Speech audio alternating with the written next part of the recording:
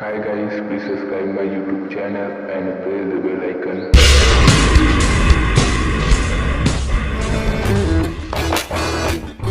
Hello friend, पिछले video में मैं अभ्यास 2B का पूरा क्वेश्चन और उसके बेसिक को सॉल्व किया। अभ्यास 2B का जो बेसिक मैंने बताया था उसमें मैंने योग के साहचर्य प्रगुण तक बताया था, क्योंकि अभ्यास 2B में उतना ही बेसिक था, उतना से ही अभ्यास 2B आसानी से सॉल्व किया जा सकता था और हम लोग सॉल्व किए भी। अब हम अभ्यास 2C में गुणन का साहचर्य प्रगुण से स्टार्ट करेंगे, क्योंकि अभ्यास 2C में गुणन का साहचर्य प्रगुण बहुत ही मायने रखने वाला है। तो हम जो अभ्यास 2C का जो बेसिक है उसे बहुत ही सरल तरीके से समझने वाले हैं। अभ्यास 2C का पहला बेसिक ये रहा कि गुणन का साहचर्य प्रगुण। अब गुणन का साहचर्य प्रगुण होता क्या है समझते हैं इसे। मान लीजिए 3 संख्याएं हैं, 3, 4 और 5। ठीक, ये संख्याएं 3, 4, 5 है। हमें क्या करना है कि इनका गुणा करना है। जैसे 3 गुणे 4 गुणे 5। ठीक है, तो फर्स्ट टाइम हम क्या करते हैं कि इसके आगे के जो दोनों संख्याएं हैं उन्हें कोष्टक में ले लेते हैं, यानी कि उन लोगों का सबसे पहले मल्टीप्लाई कर देते हैं। जैसे 3 गुणे 4 फिर गुणे 5। मैंने क्या किया कि ये जो स्टार्ट से जो ये 2 संख्याएं हैं उन्हें मैंने एक कोष्टक में ले लिया। कोष्टक में क्यों लिया? क्योंकि हम सबसे पहले इनका मल्टीप्लाई करेंगे। जब इनका मल्टीप्लाई करेंगे तो जो आएगा उसमें इस संख्या का मल्टीप्लाई कर देंगे। मैंने ऐसे किया तो क्या आया कि 4 तिहाई 12 गुणा 5 इक्वल 60। तो ऐसे करने पे क्या आया कि 60 आया। अब हम क्या करेंगे कि लास्ट वाले की ये जो संख्या है, मैंने क्या कि इसमें जो ये पहले स्टार्ट से जो ये संख्याएं थी उन्हें मैंने कोष्टक में लिया, फिर उनका मल्टीप्लाई किया। अब हम क्या करेंगे कि लास्ट वाली जो संख्याएं हैं उनको कोष्टक में लेके उनका मल्टीप्लाई करेंगे। कैसे करेंगे देखिए, जैसे 3 गुना, अब क्या करेंगे 4 गुना 5 इक्वल, अब देखिए 3 गुना, अब इनका क्या करेंगे मल्टीप्लाई करेंगे, 20 आ जाएगा। 20 आएगा इक्वल कितना आ जाएगा, 16 आ जाएगा। जब इनका मल्टीप्लाई करेंगे 16 आ जाएगा ना। तो क्या हो रहा है कि हम या तो आगे की 2 संख्याओं का मल्टीप्लाई करके ऐसे मतलब इस तरीके से करें, या हम इस तरीके से करें, लेकिन आंसर तो जो आ रहा है वो सेम टू सेम आ रहा है। तो इतना हम जो भी प्रोसेस कर रहे हैं, ये इसी प्रोसेस को हम गुणन का साहचर्य प्रगुण कहते हैं। ये मैंने जितना भी प्रोसेस किया, यह पूरा प्रोसेस गुणन का साहचर्य प्रगुण कहलाता है। अब हमारा अगला जो बेसिक है वो है गुणन का तत्समक अवयव। अब ये गुणन का तत्समक अवयव क्या होता है देखिए, अगर हम किसी संख्या में, जैसे अगर हम 0 में 1 का मल्टीप्लाई करते हैं तो क्या आएगा, 1 ही आएगा, आएगा ना। अगर हम 1 में 1 का मल्टीप्लाई करते हैं फिर भी 1 ही आएगा, और 2 में अगर 1 का मल्टीप्लाई करते हैं तो 2 ही आएगा। 3 में 1 का मल्टीप्लाई करते हैं तो 3 आएगा। यानी कि अगर हम किसी भी संख्या में, किसी भी पूर्ण संख्या में अगर हम 1 का मल्टीप्लाई करते हैं तो वही संख्या आता है। तो हम कह सकते हैं कि 1 जो है वह गुणन का तत्समक अवयव है। क्यों गुणन का तत्समक अवयव 1 है? क्योंकि अगर हम किसी भी पूर्ण संख्या में 1 का जब मल्टीप्लाई कर रहे हैं तो हमेशा वही संख्या प्राप्त हो जा रही है जिस संख्या से मल्टीप्लाई कर रहे हैं 1 का। तो इससे हमारा क्या निष्कर्ष निकल रहा है? हमारा निष्कर्ष यही निकल रहा है कि 1 को हम गुणन का तत्समक अवयव कहते हैं।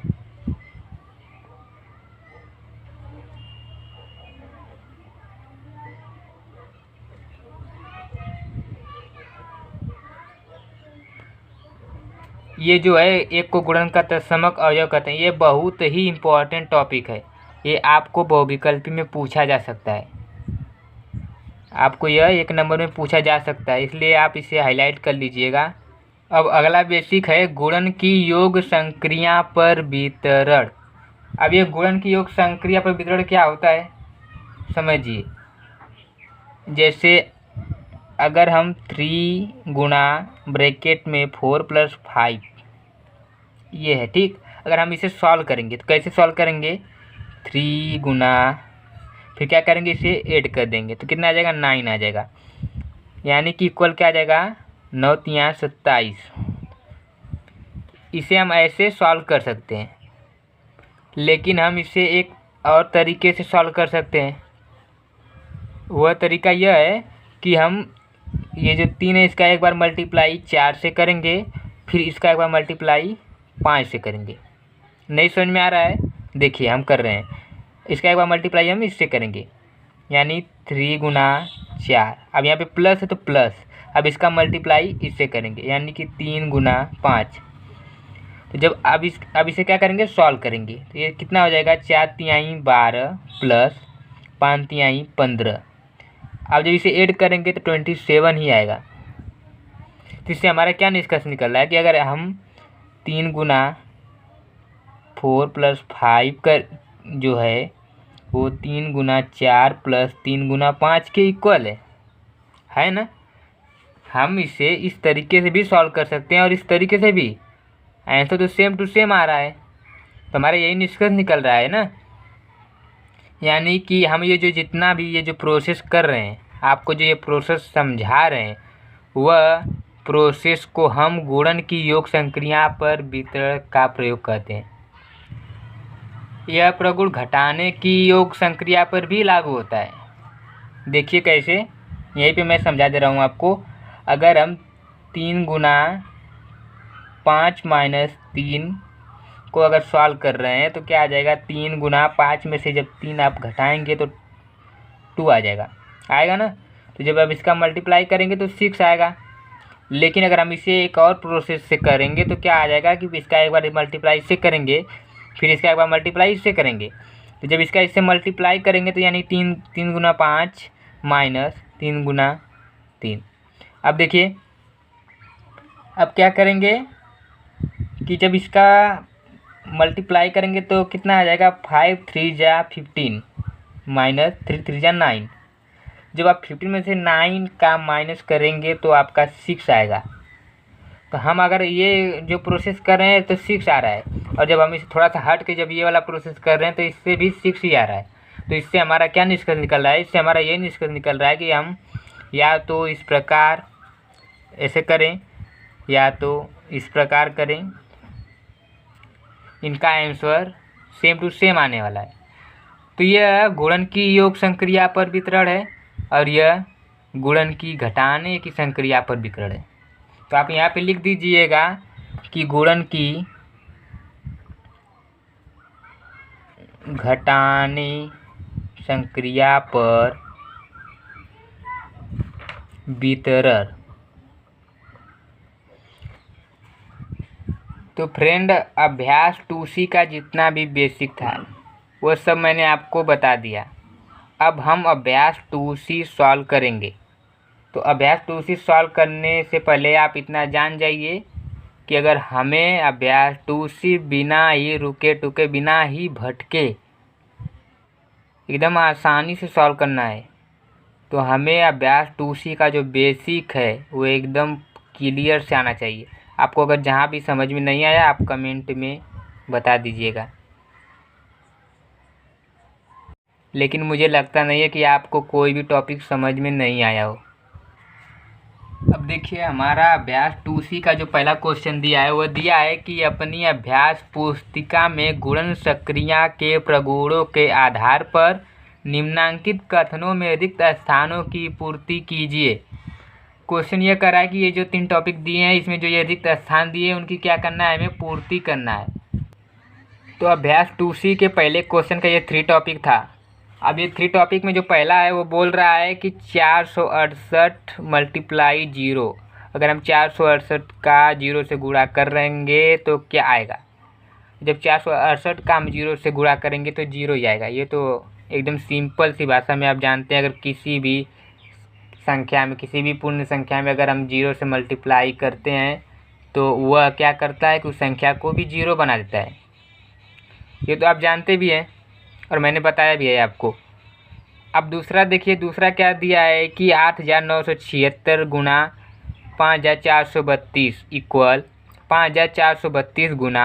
अब पूछ रहा है क्या होगा यहाँ पे। देखिए आप यहाँ पे जो है वह गुणा का क्रम विनिमय नियम लागू हुआ है।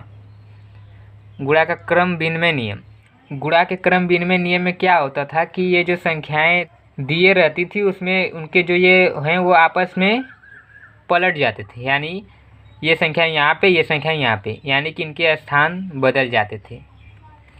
तो वही हुआ यहाँ पे गुणा का जो क्रम विनिमय नियम है। तो इसमें क्या किया है कि इस वाले को फर्स्ट पे कर दिया, तो यानी कि यही बचा। तो हम यहाँ पे क्या कर सकते हैं कि 8,976। यहाँ पे आप ध्यान रखिएगा कि आप यहाँ पे जो है अगर कोई पूछ दे कि यहाँ पे कौन सा नियम लागू है, तो आप सिंपल सा एकदम आसान भाषा में बता दीजिएगा यहाँ पे गुणा का क्रम विनिमय नियम ही तो लागू है, हुआ है ना। अब देखिए अब तीसरा क्या करा है। तीसरा करा है कि 8,973 गुना 1 इक्वल क्या होगा। मैंने आपको एक टॉपिक और पढ़ाया था बेसिक में, गुणा का तत्समक अवयव।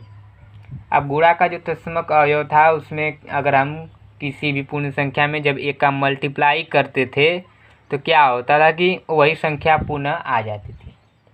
जब वही संख्या आती तो इसलिए हम एक को गुणा का तत्समक अवयव कहते हैं। तो यहाँ पे क्या हुआ है कि गुणे के तत्समक अवयव का प्रयोग हुआ है, तो यानी कि अगर हम इसमें एक का मल्टीप्लाई करेंगे तो वही संख्या पुनः प्राप्त हो जाएगी। तो ये रहा हमारा अभ्यास 2C का पहला क्वेश्चन। अब हमारा अभ्यास 2C का जो दूसरा क्वेश्चन है वो क्या कह रहा है कि निम्नलिखित गुणा, क्या करें यहाँ पे देखिए कि निम्नलिखित का गुणनफल उचित प्रगुण का प्रयोग करके ज्ञात कीजिए। अब पहला दिया है 4 गुणा 2,834 गुणा 25। इसमें क्या करना है कि गुणा का जितना भी प्रगुण है उसमें जहाँ पे जो भी प्रगुण अगर वहाँ पे बैठ रहा है तो वहाँ पे हम उस प्रगुण को लगाएंगे। तो अभ्यास 2C के दूसरे का पहला क्वेश्चन जो था मैंने उसे पिकअप कर लिया है अपने पेज पे। अब हम क्या करेंगे, इसे सॉल्व करेंगे। कैसे सॉल्व करेंगे, उचित प्रगुण का प्रयोग करना। ध्यान रखिएगा हमें तो अगर ऐसे सॉल्व करना होगा तो फटाक से हम 4 का 25 में मल्टीप्लाई कर देंगे, फिर जो आएगा 100 आ जाएगा, 100 का इसमें मल्टीप्लाई कर देंगे तो बस आंसर आ जाएगा। हम ऐसे भी कर सकते हैं, इसका इससे मल्टीप्लाई जो आएगा उसमें इसका मल्टीप्लाई कर देंगे, लेकिन हमें ऐसे नहीं करना है। हमें क्या करना है कि प्रगुण का प्रयोग करना है। तो प्रगुण का प्रयोग कैसे करते हैं देखिए, हम बताते हैं आपको। क्या करेंगे, सबसे पहले आप देखिए हम इसे ऐसे कर दे रहे हैं,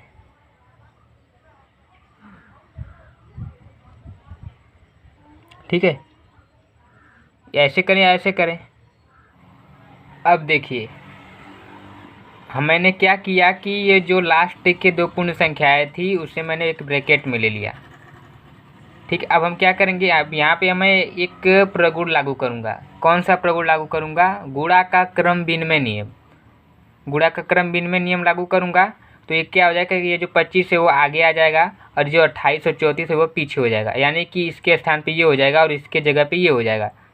मैं वही करने वाला हूँ। देखिए 4 गुणा 25 गुणा 2834। तो मैंने क्या किया, यहाँ पे गुणा का क्रम विनिमय नियम लागू किया। अब तो गुणा का क्रम विनिमय नियम लागू हो गया। अब अगला स्टेप हम क्या करेंगे, अगले स्टेप में हम गुणा का साचर्य नियम का प्रयोग करने वाले हैं। कैसे करेंगे देखिए, अब हम क्या करेंगे कि फर्स्ट के जो ये दो पूर्ण संख्या है इसे हम ब्रैकेट में ले लेंगे, ठीक है। देखिए जैसे 4 गुणा 25, इसे हम ब्रैकेट में ले लेंगे और फिर क्या करेंगे, इसे बाहर कर देंगे। तो यहाँ पे मैंने क्या किया कि गुणा के साचर्य नियम का प्रयोग किया। अब हम इसे सॉल्व कर देंगे। तो जब 25 का 4 से मल्टीप्लाई करेंगे तो 100 आएगा गुणा 2834, यही आएगा। अब हम 100 में जब 2834 का मल्टीप्लाई करेंगे तो क्या आ जाएगा, 2834 के आगे 2 शून्य। मैं आपको एक ट्रिक बताता हूँ, यहाँ पे मुझे वो याद आ गया तो मैं वो आपको बताने वाला हूँ। वो ट्रिक यह है कि अगर हमें किसी भी संख्या में, जैसे मान लीजिए हमें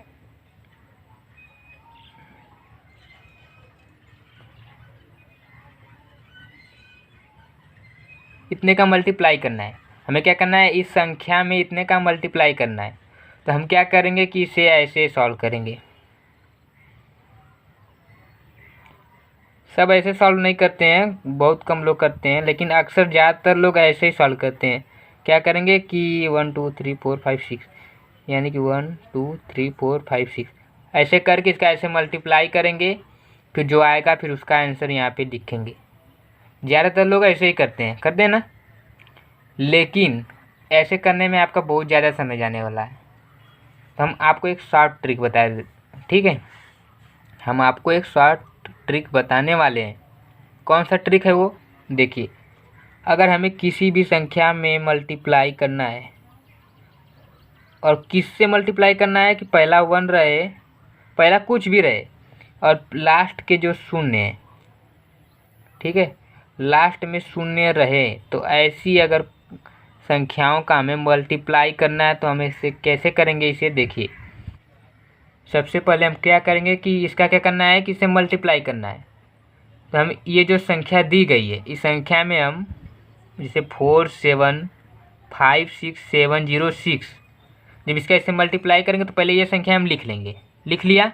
अब हम क्या करेंगे कि लास्ट के जितने भी शून्य हैं उसे हम क्या करेंगे, काउंट कर लेंगे। जैसे 1 2 3 4 5 6, तो यहाँ पे क्या करेंगे 1 2 3 4 5 6, बस यही आएगा आंसर। जब आप ऐसे सॉल्व करेंगे तो यही आंसर आएगा। नहीं समझ में आया, एक और देखिए। नहीं समझ में आ रहा होगा आपको, एक बार और देखिए। जैसे देख लीजिए 4300 का हमें 2200 से मल्टीप्लाई करना है, ठीक। हमें 4300 का 2200 से मल्टीप्लाई करना है, तो हम क्या करेंगे, ये वाला नियम लागू ऐसे करेंगे। ज़्यादातर लोग ऐसे ही करते हैं ना, तो हमें ऐसे करेंगे तो बहुत ज़्यादा टाइम लगेगा, एकदम ही लगेगा, पक्का लगने वाला है। तो हम क्या करेंगे, इसे एक न्यू ट्रिक से क्या करेंगे कि ये जो देखिए, ये जो संख्या दी है इसमें इसके लास्ट में कितने जीरो हैं, 2 हैं। और जब ये संख्या दी है इसके लास्ट में कितने जीरो हैं, 2, तो दोनों मिला के कितने जीरो है, 4। तो हम क्या करेंगे 4 जीरो लिख देंगे, ठीक। 4 जीरो हो गया। अब देखिए, अब बचा क्या, यहाँ पे 43 बचा, यहाँ पे 22 बचा ना। जैसे ये जो 4 शून्य थे इसे मैंने यहाँ पे लिख दिया। अब यहाँ पे 43 और यहाँ पे 22 बचा, तो हम क्या करेंगे 43 और 22 का मल्टीप्लाई कर देंगे। तो 22 तिहाई 66 को 6 हासिल 6, 22 चौक 88, 88 6 94, ये रहा हमारा आंसर। एक और क्वेश्चन देखिए। अगर हम 400 300, ठीक, 40 300 का अगर हम इतने का मल्टीप्लाई करना है हमें, तो हम क्या करेंगे, पहले जीरो को काउंट करेंगे। 1 2 3, इसमें कितने जीरो हैं, 3 जीरो हैं। 3 जीरो नहीं है, 3 जीरो तो हैं, लेकिन हमें क्या करना है, लास्ट में जो जीरो है उससे ही सिर्फ काउंट करना है। ये जो बीच में जीरो है उसे काउंट नहीं करने का, ठीक है। हमें लास्ट में जो जीरो है उसे ही सिर्फ काउंट करना है। तो इसके लास्ट में 2 जीरो, इसके लास्ट में 3 जीरो, कुल मिला के 5 जीरो हो गया। अब यहाँ पे 403 बचा, यहाँ पे 203। अब हम क्या करेंगे, 403 और 203 का मल्टीप्लाई कर देंगे। तो 403 और 203 का जब मल्टीप्लाई करेंगे जो आएगा वही यहाँ पे हम लिख देंगे। समझ आया। तो मैंने वही प्रोसेस यहाँ पे किया। क्या किया कि ये जो 1 है इसके लास्ट में 2 जीरो थे, मैंने 2 जीरो यहाँ पे लिख दिया। अब यहाँ पे क्या 1 बचा, यहाँ पे 2834 बचा। तो जब मैंने 1 का 2834 से मल्टीप्लाई किया, तो आप जानते ही हैं कि जब 1 में हम किसी भी पूर्ण संख्या का मल्टीप्लाई करेंगे तो वही संख्या आएगी। तो 2834 यहाँ पे आ गया। तो ये रहा दूसरे प्रश्न का पहला क्वेश्चन। अब दूसरे प्रश्न का जो दूसरा क्वेश्चन है वो क्या है, देखिए, वो है 5 गुना 658 गुना 80, ठीक है। अब हमें क्या करना है, इससे में भी वही प्रोसेस करना है जैसे मैंने ऊपर किया, वैसे एकदम सेम टू सेम नीचे करते चले जाना है।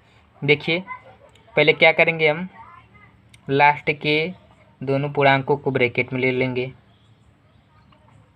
थोड़ा सा फास्ट, क्योंकि मैंने आपको यहाँ पे समझा दिया है, आप उसी प्रकार एकदम इसमें करते चले जाएंगे। फिर क्या करेंगे हम कि इसमें क्रम विनिमय नियम लागू कर देंगे, ठीक है।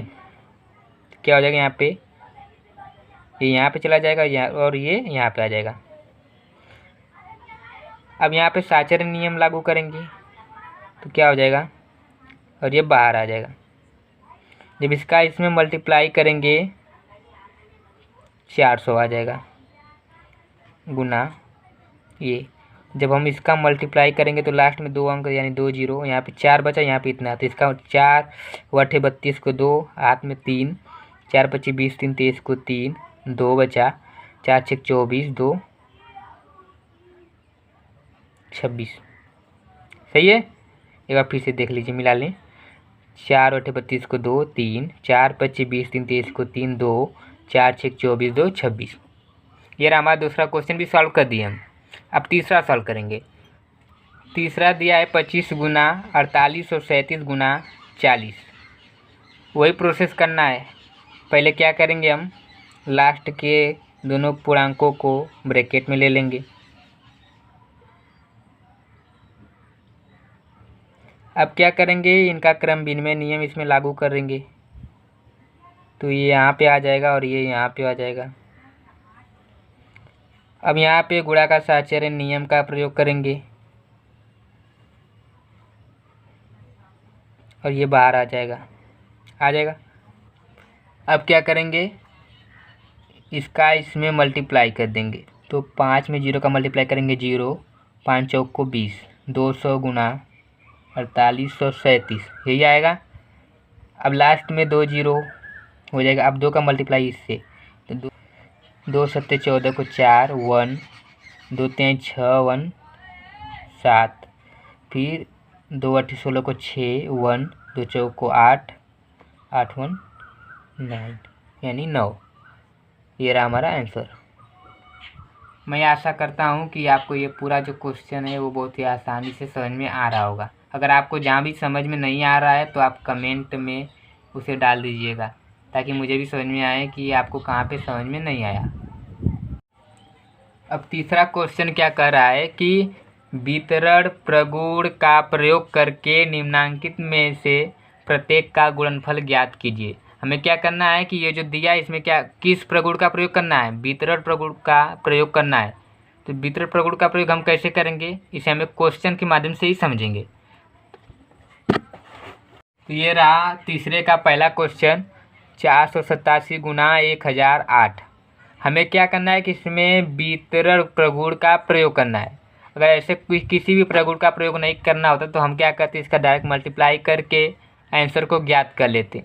लेकिन हमें क्या करना है कि वितरण प्रगुण का प्रयोग करना है। वितरण प्रगुण का प्रयोग करने से हमें ही फायदा है। क्या फ़ायदा है कि हम जो ये क्वेश्चन इसे बहुत आसानी से सॉल्व करके इसका आंसर मालूम कर लेते हैं। कैसे, देखिए एक बार समझिएगा। अगर हम इसको, हमें क्या करना है कि पहले इसे इस प्रकार विभाजित करना है। इसे इस प्रकार विभाजित करना है कि अगर हम जैसे देखिए किस प्रकार करना है, कभी से करें इस प्रकार विभाजित करना है, किस प्रकार करना है। देखिए इसे अगर हम जब सॉल्व करेंगे तभी समझ में आएगा आपको। हम क्या कर दे रहे हैं कि इसको ऐसे कर दे रहे हैं 1000 + 8। जब इसे ऐड करेंगे तो वही ना आएगा। हम इसे क्या किए, इस प्रकार कर दिए। हम क्या इसमें भी कर सकते हैं, इसमें भी हम कर सकते थे, इसमें ही क्यों किए, इसलिए इसमें किए क्योंकि यह 1000 + 8 जब हो जाएगा तो जब हम इसका इसमें मल्टीप्लाई, इसका इसमें मल्टीप्लाई करेंगे बहुत आसानी से हम इसका मल्टीप्लाई कर लेंगे। लेकिन अगर हम इसमें करेंगे तो क्या होगा, इसको हम क्या करेंगे 500 - 13 करेंगे। अब 500 - 13 तो फिर इसका इसमें मल्टीप्लाई, तो ये क्या हो जाएगा, थोड़ा सा कठिन हो जाएगा, इसलिए हम इसमें ही किए। अब अगला प्रोसेस क्या करेंगे, यहाँ पे हम वितरण प्रगुण का प्रयोग करेंगे। कैसे करेंगे, इसका इसमें मल्टीप्लाई कर देंगे और इसका इसमें मल्टीप्लाई, तो क्या हो जाएगा 487 × 1000 + 487 × 8। अब जब इसका मल्टीप्लाई करेंगे तो 3 जीरो और इसका 487 आ जाएगा। ये तो आपको समझ में आया होगा। तो आएगा 4,35,128। तो ये रहा दूसरे का आंसर। अब तीसरा क्या है, तीसरा है इसमें मुझे ये आसान लग रहा है। तो क्या करेंगे 6,754 गुणा क्या करेंगे 100 - 6 यही होगा। अब हम वितरण प्रगुण का प्रयोग करेंगे तो हो जाएगा 6754 गुणे 100 माइनस 6754 गुणे 6। जब इसका इससे मल्टीप्लाई करेंगे तो 6754 के आगे 2 जीरो माइनस इसका इसमें जब मल्टीप्लाई करेंगे 6 चौको 24 को 4 2 6 25 30 2 32 को 2 3 6 7 6 42 3 45 4 6 4 36 4 40। अब जब हम इसमें से इसको घटाएंगे तो क्या आएगा। इसी प्रकार का वीडियो एकदम सरल भाषा में हमेशा लाता ही रहता हूँ और लाता रहूँगा भी।